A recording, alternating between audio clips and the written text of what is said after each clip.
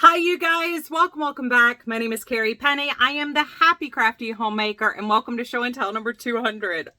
Oh my goodness, 200 of these at this point. That's a little crazy to me. So anyway, we've gotten a lot of sorting done. I have one stack of things over here to my left that still need to be put up, but a lot has been done. Definitely check out Tuesday's video, week 4 of the getting the house ready process. A lot of it has specifically focused on the crafting areas and the finished room over the garage across the hall from me. We finally have a date for my mother-in-law's 95th birthday party. We will be hosting that here on the 4th of November. So now I have an official deadline for getting the whole house together. Plus, my stepson and his family will be coming over for Halloween, because we have a fairly large neighborhood and we're hoping that the grandkids can get a bunch of candy. So I'll be making mummy dogs and sweet potato tots, which is our annual Halloween dinner. And then after they leave, I think we're going to watch Vincent Price movies this year. So pretty excited about that. It's been a lot of work. We have 2 different repair guys coming on Friday. So I'm filming this on Wednesday. So I've got Thursday to go to the grocery store. It's been a lot. I'm not going to lie. It's been a jam-packed 4.5 weeks now, and I don't know what to make of it. I genuinely don't. I don't feel so overwhelmed anymore, but I definitely feel a little... So Saturday, I'm going to have a video to upload. It's going to be it's going to be more on the homemaker side, talking to you guys about answering some of the questions you guys have had for me. On Tuesday, we will have the next update for unpacking week 5 and where I am on the process of getting this house ready to entertain and be in normal mode. Now, I am finally able to start, doing my normal cleaning routine. I have shared that with you guys in the past. I will leave that in the iCard here with that information. The printouts are still in the Facebook group if you're interested. If you want to join the Facebook group, please make sure that you answer all of the questions that are there for you to answer. I am very particular about making sure that you guys are answering those. So if you have been denied in the past, please just make sure you're answering all the questions to join the Facebook group, and particularly the rules. So anyway, this is a show and tell, and I have stuff to show and tell you about. That's craft related, not like just my life is upside down. So let's start off with some WIPs. One night, probably like the second night we were here, I was going to bed a little bit early. I was exhausted, so I decided to start a scarf and just kind of chill out and watch some TV. I showed you this yarn actually while I was packing up our previous house in Charlotte. And this is the Vanna Sequin yarn by Lion Brand. This is a long since discontinued brand. I mean, this yarn was discontinued, probably like 8 years ago at least. This is the colorway Merlot. This is, I think, 95% acrylic, 93% acrylic, 7% polyester. It's been really nice to work with. The sequins are very well spaced. You don't have like sequins stacking on top of each other. So you've got a couple of inches in between the sequins, so you don't get like pokies on your finger while working with this yarn. Also, it gives you just a nice little hint of sparkle in the finished object. So this is pretty simple. I just chained a length that seemed like a good scarf to me, and I did 1 double crochet row, 1 filet crochet row, 1 double crochet row, 1 filet crochet row, and then 3 double crochet rows. Filet, double, filet, 3 double, filet, double, filet. That's all this is. It's very, very simple. So really loving how this is turning out.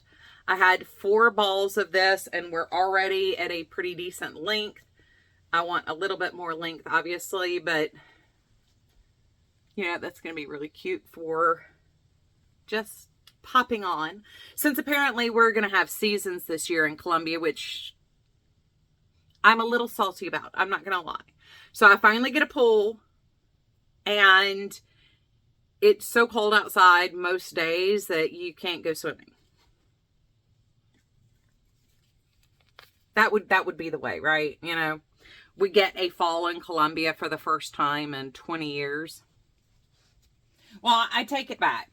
So looking at my old Facebook post, we had this happen 12 years ago. So 12 years ago, we had a proper fall and winter that year. And now here we are again. Of course.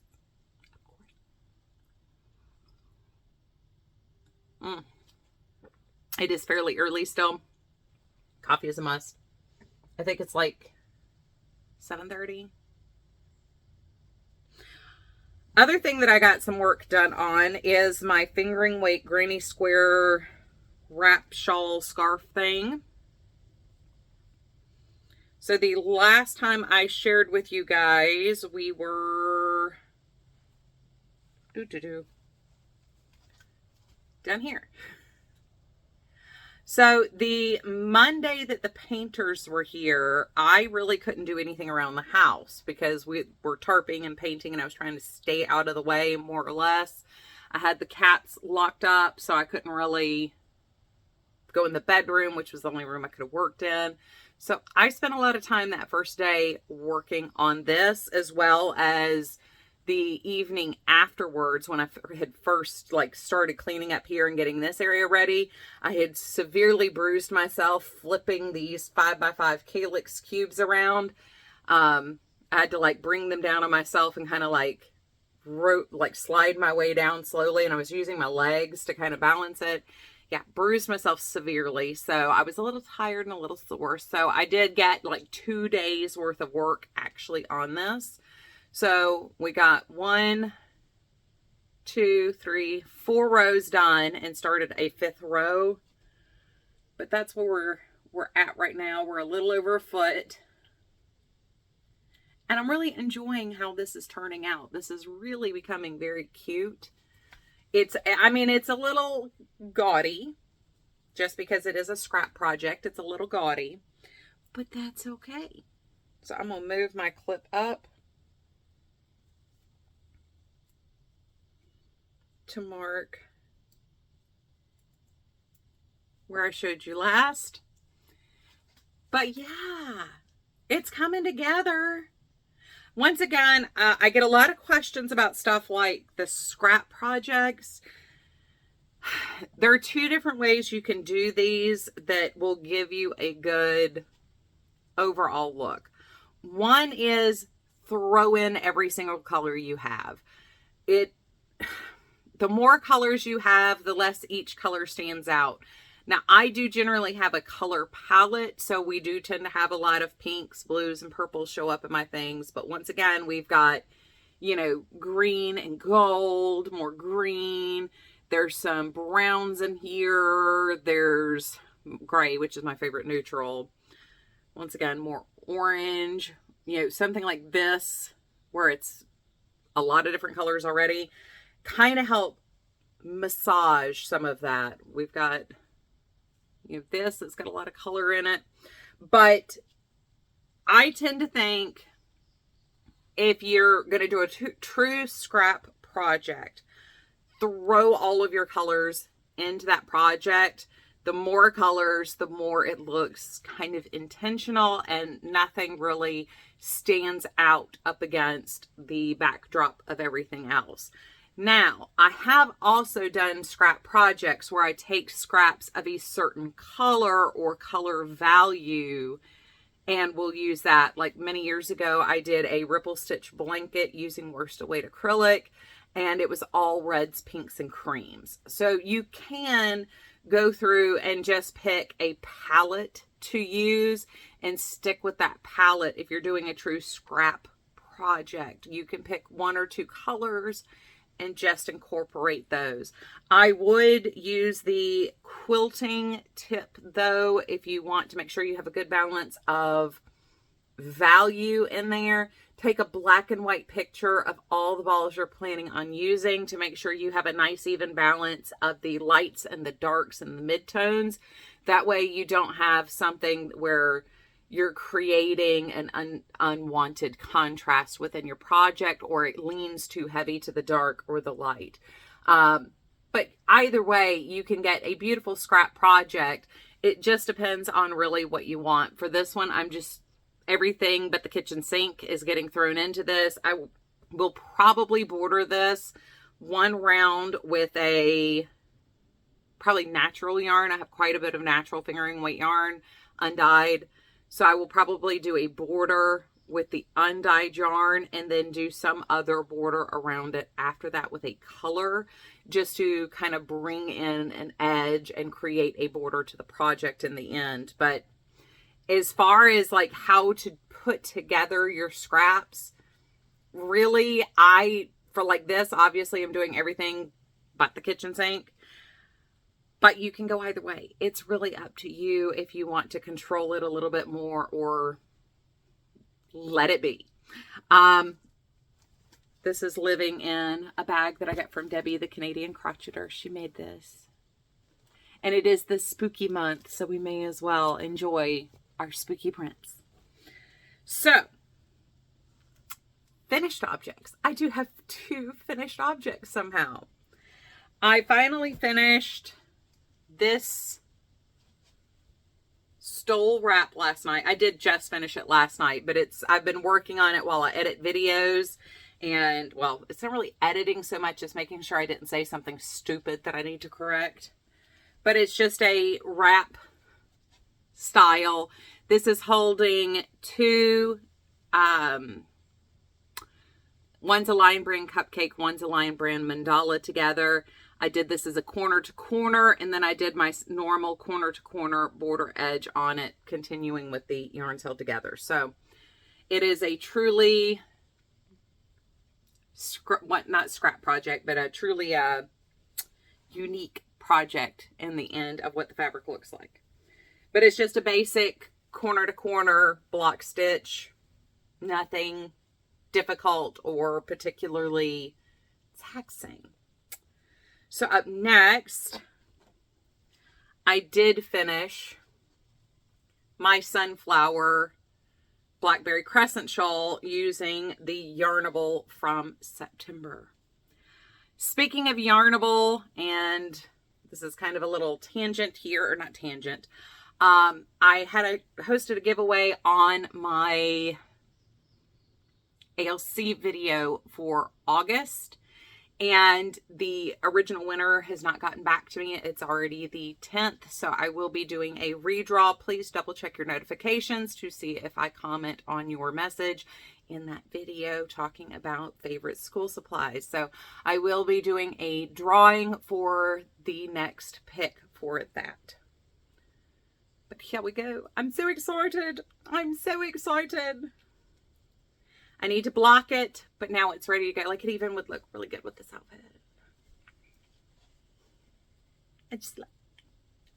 I just love it. So really, I haven't worked on that much else other than getting this finished up, working on the squares and that new scarf that I started. I just haven't had too much time to really sit down. I've been pretty busy, and then when I do sit down, I'm exhausted. About 15 minutes after I get into the bed, I'm sitting there. So I'm not even doing that much bed crochet at night or bed knitting. But we do have finished objects somehow. Next, I have 2 acquisitions that I'm very excited about.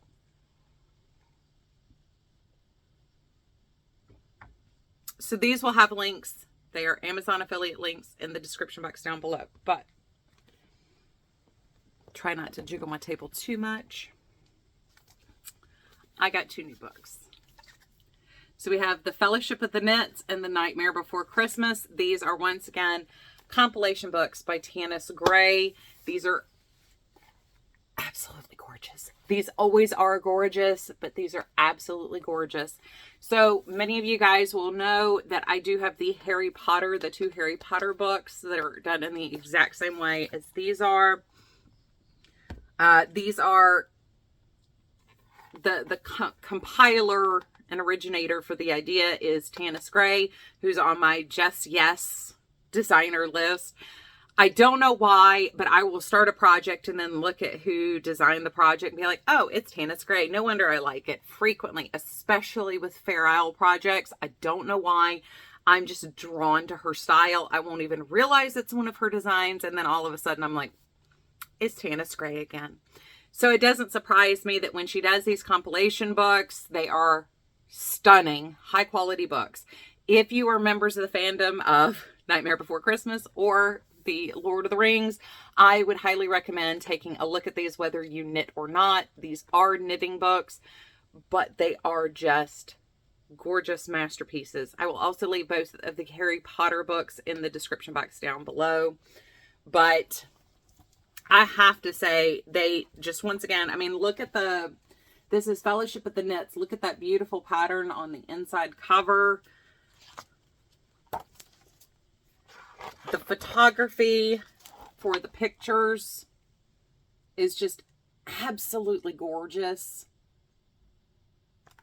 While the pictures are all themed very heavily for, in this case, the Fellowship of the Ring, Lord of the Rings, most of the not, Elvish script things don't have to necessarily be fandom. This is the Elven Heritage pullover. I mean, there's no reason why that has to be fandom other than just it does kind of work. One of the things I also love about these pattern books is there's clearly a difficulty level marked within the pattern, so you kind of know what you're getting into as you start kind of looking at things. Like this is a 2-ring, but look at the neckline on that, and just the way the pattern is carried through into the ribbing of the sleeve and then on the bottom of the sweater. Absolutely gorgeous. Once again, beautiful masterpiece. Photography stunning. The quality of the binding is beautiful. It's a gorgeous hardback book. It looks great on a shelf. They're just beautiful books. I could not be more pleased with how these turn out. So in the Nightmare Before Christmas, so I pre-ordered the Lord of the Rings one. I did not know there was going to be a second book coming out. So I did have to order this one separately. I love your pumpkin nose. I did not know there was going to be a second book with this release. And I was very annoyed. I was very glad. So Queen City Yarn shared the book's release, as they actually, and if you're not familiar, Queen City Yarn is one of the dyers that I picked up a bunch of stuff from at the Charlotte area yarn crawl when they were at Hearts on Fiber, I believe, as well as the Southern Comfort Fiber Market. They have one pattern in each book that is using their yarns. I will try to remember to leave a link to their website down below as well. But their yarns are gorgeous. I got that beautiful sweater set that's got the peridot color, the pink, the turquoise, and the charcoal gray. That's what I got from them this year at the Fiber Market. Absolutely squishy gorgeous. But once again, I mean, just beautiful designs. There's a nice combination of color work and texture. Look at that. I mean, once again, it doesn't have to be Nightmare Before Christmas. Now, this one is a lot more aesthetic. But, I mean, you could easily play with it and make it a little less Nightmare Before Christmas, a little more your own thing. I love this Sally scarf right here. You can see a little bit of it on the front right there. I just love how, once again, it doesn't have to be Sally, but it is. Like, you know what I mean? Like, it's, if you know, you know, and it's obvious, but if you don't know, it just looks pretty. So anyway, I will leave the links for these as well as the Harry Potter books in the description box down below, as well as Queen City Yarn, the Blackberry Crescent shawl, and I will try to remember to link the tutorial for the edging of the corner to corner, as well as the join as you go granny square method. Those are 2 tutorials by me, but I just wanted to share with you guys, the books are just, yes, just yes. Once again, Tanis Gray has nailed it. She's knocked it out of the park, and these are 2 stunning books. They are just beautiful. I cannot, and they feel good in the hand. Oh, by the way, the inside cover for this one. And that's just such a, if you're a book girl, you get it. Or a book boy. Like, you just get, like, when you get a good book in your hand and it's just so intentionally designed and done. And then pattern books, you know, they're so hit or miss as far as like whether you're going to enjoy them. But I do have to say, as far as like the quality of the patterns that are in these books, these are almost always going to be a slam dunk. So now we have 2 Harry Potters, a Lord of the Rings, as well as A Nightmare Before Christmas. And I absolutely love both books. So they just turned out gorgeous, and I am... Mom's texting me about Lily and Gilbert. Okay. Cheaper by the Dozen, the original Cheaper by the Dozen black and white. They were real people. Anyway, I'll go check that in a second. But beautiful, beautiful, beautiful. I'm very happy with my projects that I've been working on. I'm enjoying the fact that I'm finding a little bit more time every day to sit down and take a breath. I am still on a time constraint where I have to have certain things ready to go, because we're looking at hosting potentially 50 plus people here. So this isn't going to be like, you know, one of our normal like family order a pizza kind of deals. We're actually catering a party here at the house. So hopefully after I get the house decorated for Christmas, I'll have time. That's the only thing I can think is, oh goodness, that sounded like a transformer blowing.